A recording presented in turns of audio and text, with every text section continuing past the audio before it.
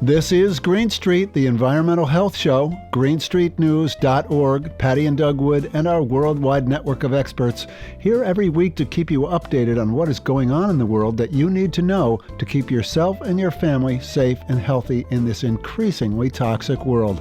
Welcome back. This week we look back at some of the stories Patti and I covered here on Green Street during the past year.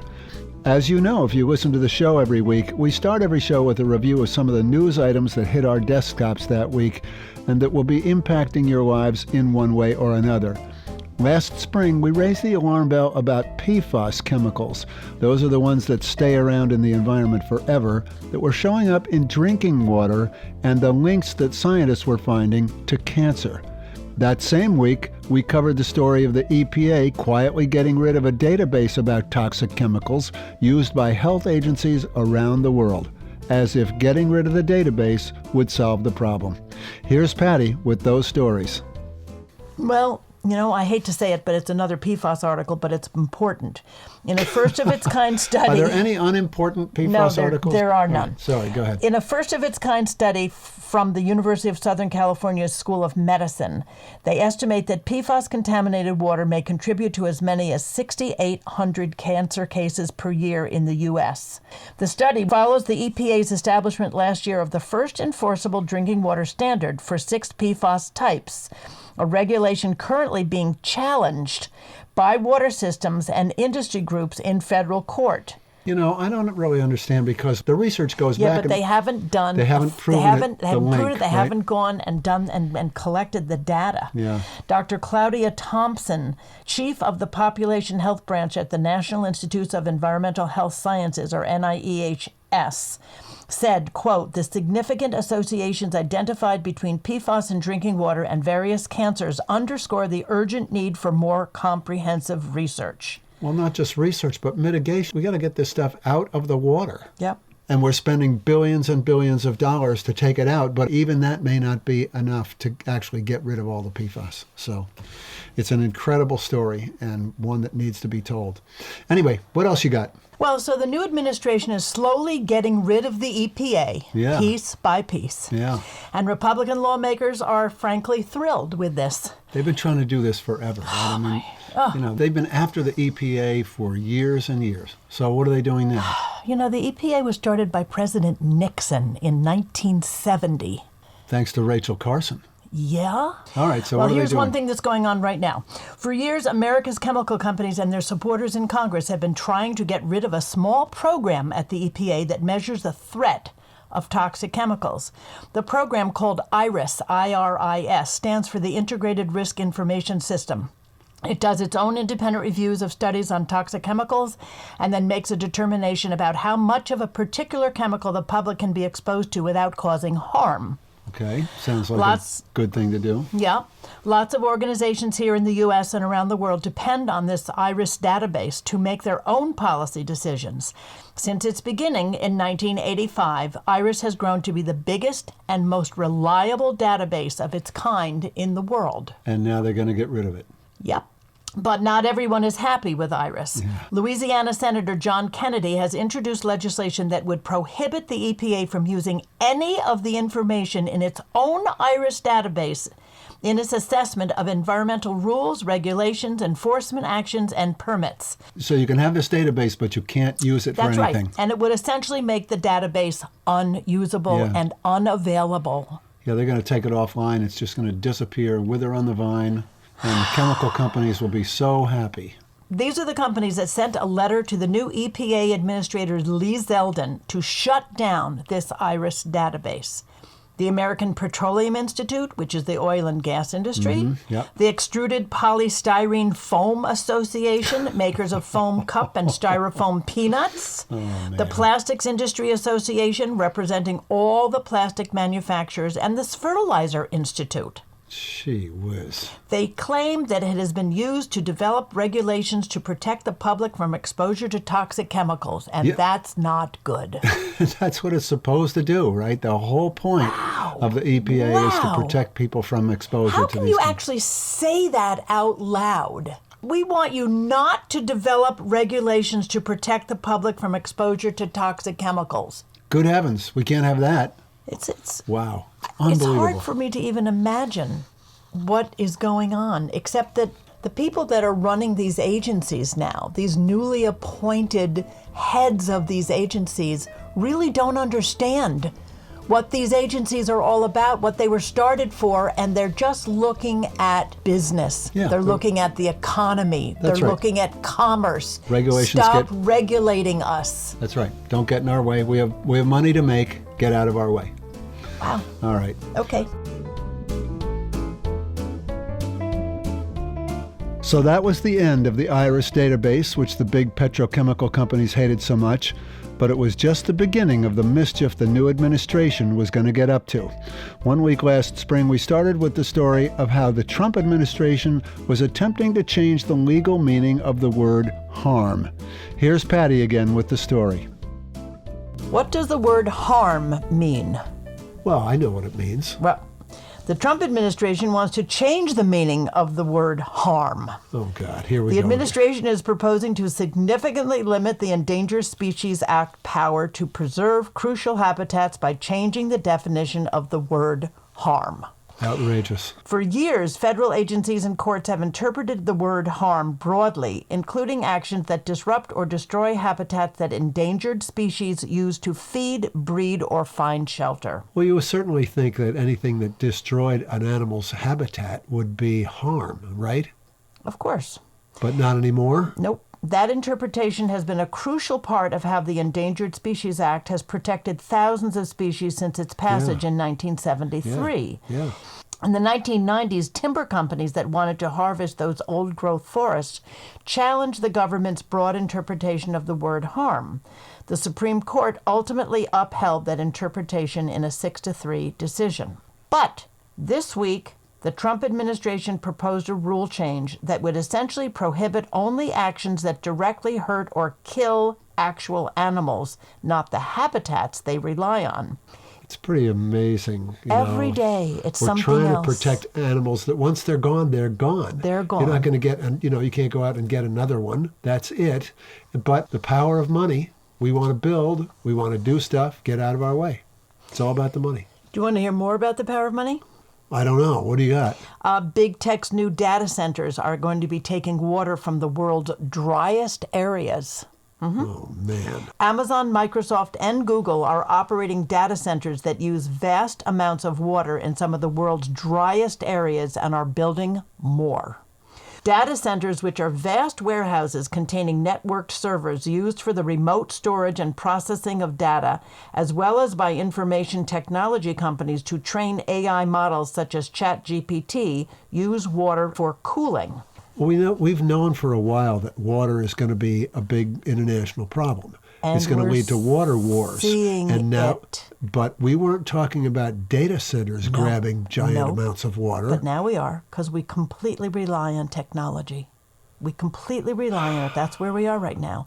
Now these companies plan to expand their activities in some of the world's most arid regions, as data centers have to be built inland where low humidity reduces the risk of metal corrosion. Oh, man. Yeah. Okay. So, for example, Amazon's 3 proposed new data centers in the Aragon region of northern Spain are licensed to use an estimated 755,000 cubic meters of water a year, which is roughly enough to irrigate 576 acres of corn, one of the region's main crops. So we're going to use the water for the data center and not use it for corn?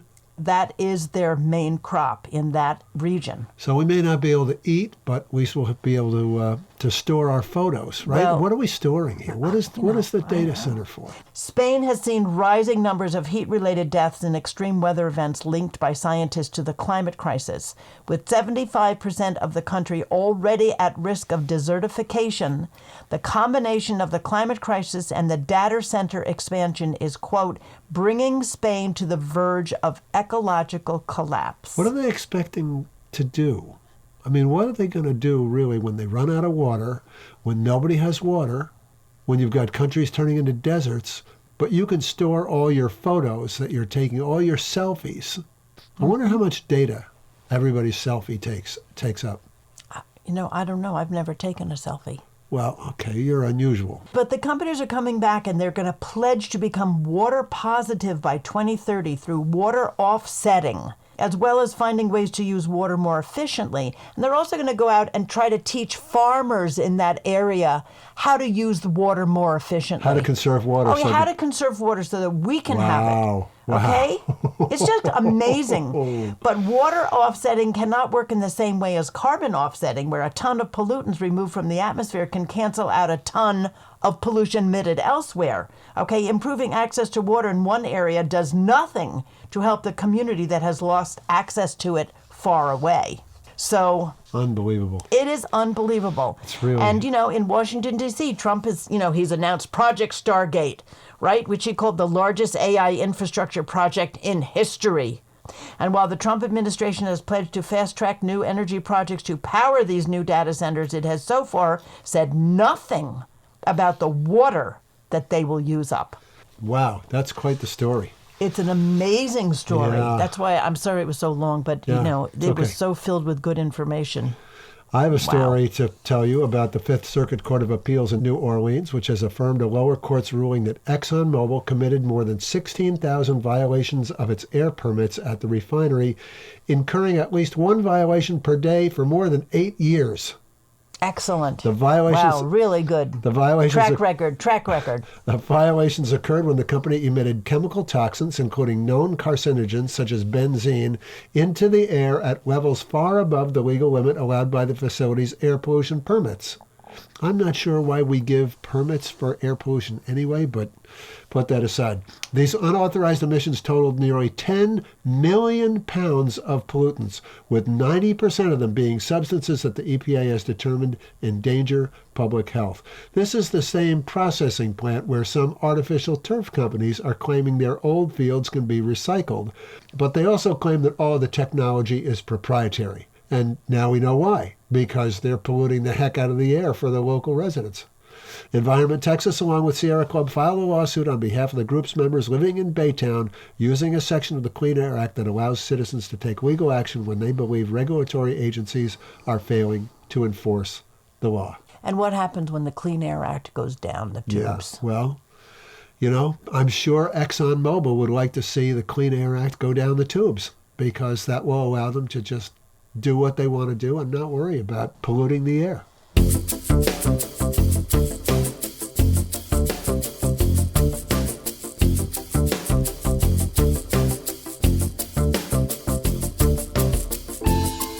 You're listening to Green Street with Patti and Doug Wood, and today we're looking back at some of the news stories we covered over the past year.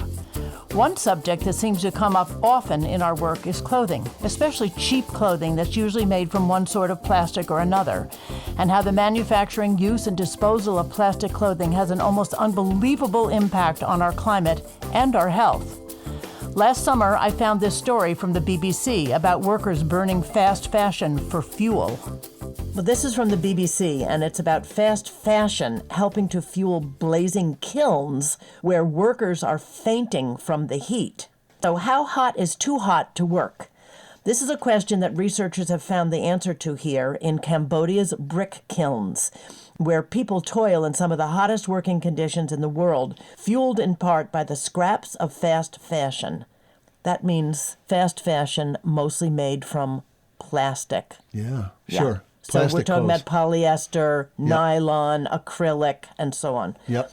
Special sensors recorded the core temperature of 30 workers at these kilns over a week and showed that they all had heat stress or core temperatures of more than 38 degrees centigrade or over 100 degrees Fahrenheit.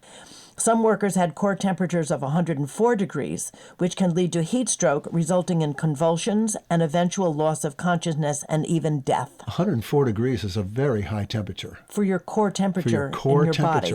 That's correct. These people were not sick. This was being caused by the environment they were working in? That's right. Bags bursting with clothing are a cheap source of fuel for kilns, but they carry toxic traces, chlorine, bleach, formaldehyde, and ammonia, as well as heavy metals, PVC, and resins used in the dyeing and printing process.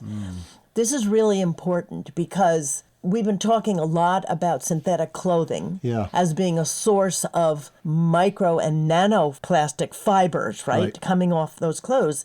But now they're actually burning it for fuel. It's so toxic. I mean, they're burning it for fuel because it's a fossil fuel product. Yeah. This is an amazing story to me. Yeah, it is an amazing really story is. that in Cambodia they're making bricks by burning clothing that we buy Those brick kilns. tons of in this country. Those brick kilns need a lot of energy to get as hot as they need to be. I think Right. they go to like 1,500 degrees, Right. In order to To cure bake the the bricks, right. So you can imagine how much they're burning there in terms of, Yeah. synthetic Have you ever heard clothing. of fast fashion being a fuel? Not really, no. I've heard of the big dumps in South America. Yeah, the big but dumps, which is highly polluting their water and their air and everything else. And now they have another spot for it, another spot around the globe to take all of these items that we no longer want. What's the upside of plastic clothing? It's cheap? That's it. It's cheap. Okay. All right. I have a little story about plastic and wildfire. We're talking about plastic again. Plastic and wildfire smoke. Today, most modern homes are made primarily from plastics. Plastic appliances, plastic foam mattresses, chairs and couches covered in plastic fabric, plastic rugs, plastic flooring, paints, PVC pipe, roofing, siding, and all kinds of other building materials are plastic. Both personal and public vehicles are largely made of plastic, and so are synthetic lawns and decking, patio furniture, pools, sheds, and other outdoor items. The result is an entire landscape made largely of plastic. So when wildfires burn through neighborhoods, as they've done recently in California, all of those plastic items are what they call open burned, releasing some of the most toxic chemicals into the air along with the dangerous wildfire smoke. Plastics can contain a mixture of more than 16,000 chemicals, at least 4,200 of which are already known to be toxic to people and the environment. Many of these chemicals are known endocrine disruptors, meaning they interfere with the body's normal hormone function and can cause serious health problems, especially in children and pregnant women. So if you are anywhere near a fire, wear the very best mask you can find and just avoid your exposure at all costs. Absolutely. I see some of these reporters that are, on a road where the smoke is just like blowing right over them. I know. And I'm thinking, where's your mask? Where are your goggles? I don't think people are thinking about it, but they need to. I think about it when I see those houses burning, is we know what's burning is the plastic is burning. It's the same thing with 9/11. Yeah. I mean, that's what was in those towers. Sure. Everything plastic. Okay. And why people are still getting cancer. Yeah.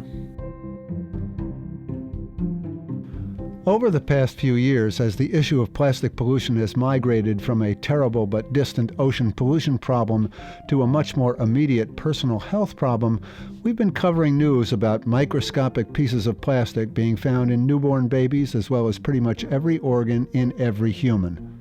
Where is all that plastic coming from, you might ask? As you just heard in that last piece, most of our buildings are made from or filled with plastic. Most of our cheap fast fashion clothing is plastic, our vehicles are largely plastic, and the tires they run on are also a major source of plastic pollution. But there are also hidden sources as well, as Patti reported in this piece last fall. Fertilizers that shed microplastics are increasingly being spread on America's farmland, raising new concerns about permanent soil contamination and safety of the U.S. food supply. Great. A new study from the University of Missouri found common types of controlled release fertilizers are often encapsulated in plastic, which is designed to break down over time once spread in the field, releasing the fertilizer.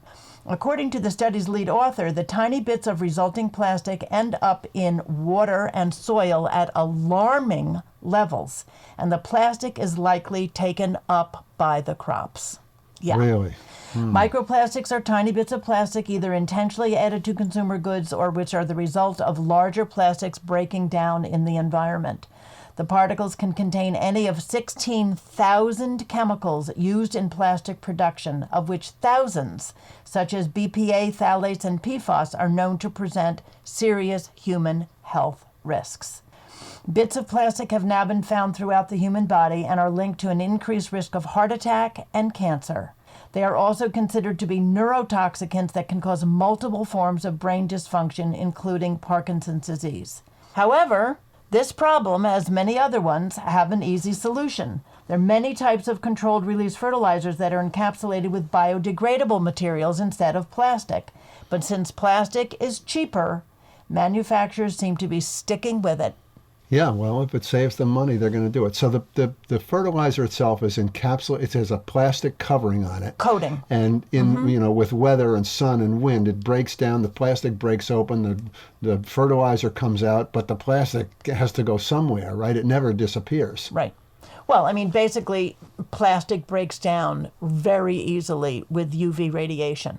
So, you got lawns, you got agricultural fields. There's no trees in the middle of those fields, right? Yeah. So they're getting UV sunlight all day long. The plastic is breaking down and turning into these tiny little micro and nanoplastics. And then the plants are taking that and taking the that plants are plastic actually taking it up Jeez. into the actual Crop. produce, the Yeah. crop itself. The stuff so we we're eat. eating, yes, not just from the food Oh, packaging, not just from the plastic bags and in the food itself. in the food itself. Holy Caroli. Yeah.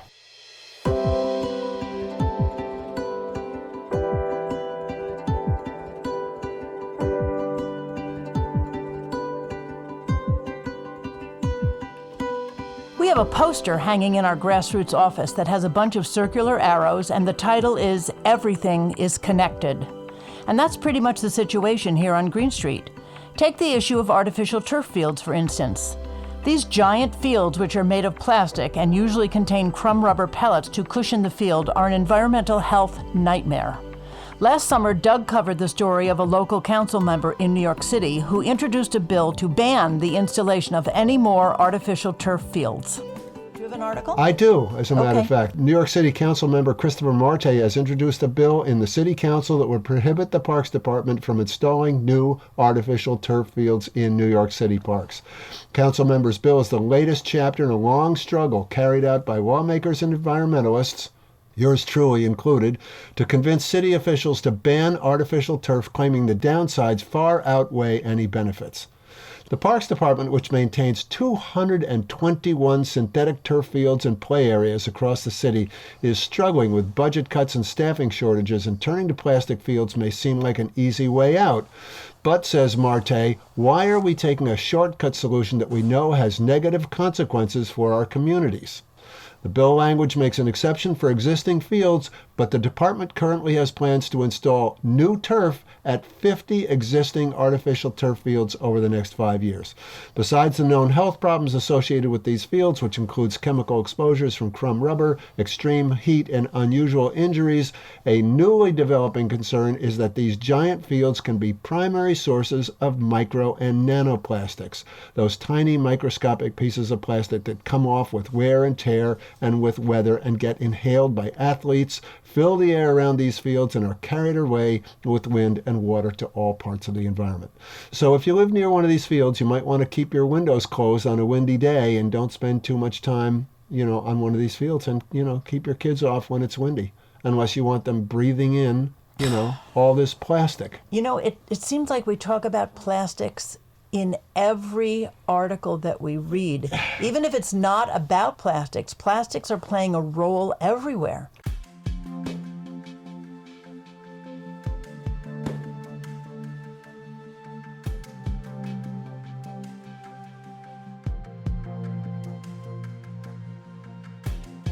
Another recurring theme on our Green Street show is the plight of people living in fence-line communities around factories, mostly in the South, where giant chemical companies are filling the air with toxins and polluting the water with chemicals. In one town in Texas, the air became so bad the state inspectors sent to monitor the air couldn't stand it, so they left. Here's the story we covered on Green Street. And this is, if you visit Channelview, Texas, don't breathe. In Channelview, Texas, people are living with dangerously high levels of the cancer-causing chemical benzene in the air they breathe. The fumes were so strong that regulators from the Texas Commission on Environmental Quality, which oversees the weakest regulations in the country, had to leave the area during the testing. Of course, the residents couldn't leave, right? Just the people. Right. Channelview is a small, unincorporated community east of Houston where officials tested the air back in 2021 and 2022, but didn't finalize its reports on the findings until this year and didn't release them publicly. A nonprofit watchdog, Public Health Watch, obtained the results through open records requests. In other words, they didn't tell any of these people living in Channelview, Texas. Some of the test results show levels of benzene that were at least 20 times higher than those permitted in the state of California.